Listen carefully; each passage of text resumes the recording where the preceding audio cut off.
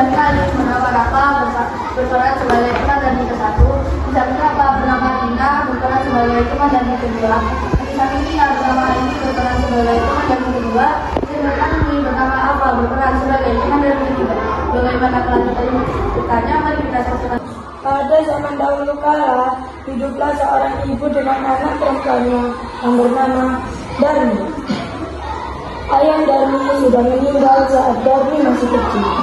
Ayah Darmi hidup berkecukupan, namun setelah ayahnya meninggal, ibu Darmi harus bekerja keras panas-panasan demi hidup mereka. Karena setiap hari bekerja panas-panasan, kulit ibu Darmi menjadi kian gelap, berat badannya juga menyusut semua. Dilakukannya demi Darmi, putri satu-satunya. Namun, apa yang dilakukan Darmi? Dia tidak mau membantu ibunya kerja. Kerjalah setiap harinya berdandan. Dia juga enggan keluar rumah karena takut kulitnya jadi gelap seperti ibunya. Suatu hari, ibu Darmi tidak bekerja. Ibu Darmi berkata pada Darmi, "Kalau bisa kamu memasak hari ini, nak, ibu tidak bisa pulang siang ini karena harus bekerja." Darmi yang sedang berdandan wajahnya yang sangat cantik terkejut. Tidak mau, nanti tidak tuntut. Ibu Darmi hanya menggeleng-gelengkan kepala sedih. Di sana, ibu Darmi bekerja keras. Dia mengumpulkan uang untuk kebutuhan sehari-hari. Dia tidak memperdulikan perutnya yang lapar. Saat lelah, dia beristirahat sambil minum air yang dibawanya. Dia berdoa dalam hati, "Ya Tuhan, tolong hamba, hilangkanlah dia dari sifat malasnya." setelah pulang dari ladang, ibu Darmi pulang ke rumahnya. Ia terkejut di sana tidak ada makanan yang tidak bisa dimakan. Darmi yang sama sekali tidak memasak. Darmi yang melihat ibunya pulang malah marah-marah. "Ibu, dari mana ada sih? Saya tidak pulang. Kamu kan lapar, saya tidak makan." "Darmi, tadi kan sudah ibu suruh masak." "Tidak mau, Bu." Darmi meninggalkan ibunya yang kelaparan dan juga lelah. Sore harinya, ibu Darmi membawa uang hasil panen.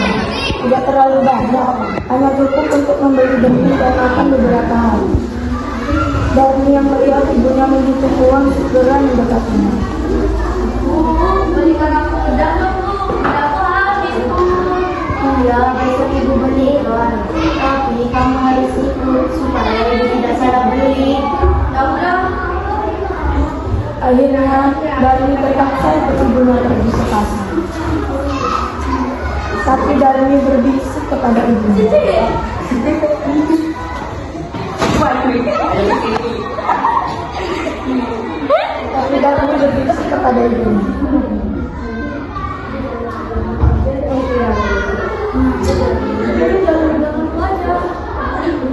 Darmi sebenarnya malu berjalan bersama ibunya yang memiliki kulit gelap dan wajah yang tak terawat.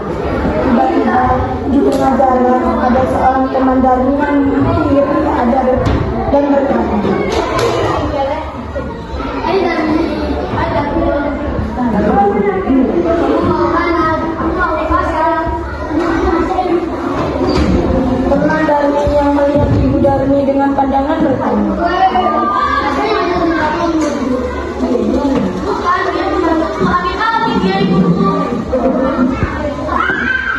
betapa sedihnya saat ibu Darmi mendengarnya. Namun hanya ditahan dalam hati. Mereka melanjutkan perjalanannya dan bertemu dengan temannya yang lain.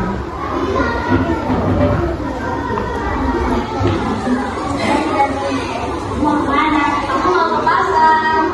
Siapa yang ada di belakang ibunya? "Bukan, dia bukan. Masa sih?" "Iya, dia membantuku. Aku dia ibuku." Ya udah deh.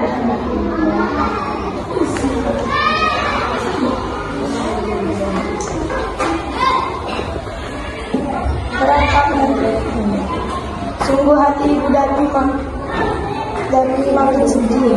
Begitu tega anaknya mengakui dirinya pembantu. Namun sekuat tenaga dia berusaha menahannya. Sampailah Darmi dan ibunya di pintu pasar. Saat mereka memasuki pasar, lagi-lagi Darmi bertemu dengan temannya yang lain.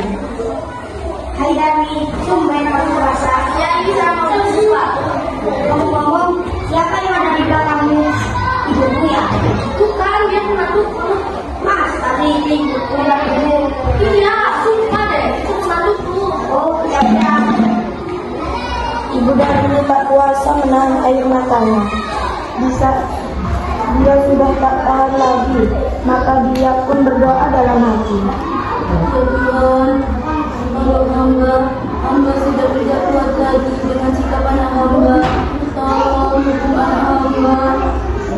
Setelah Ibu Darmi selesai berdoa, tiba-tiba Darmi menjerit. Ibu! Tolong, ibu tidak bisa bergerak. Sedikit demi sedikit Darmi menjadi batu. Ibu, ampun ibu. Maafkan aku, ini semua karena perlakuanmu terhadap ibu.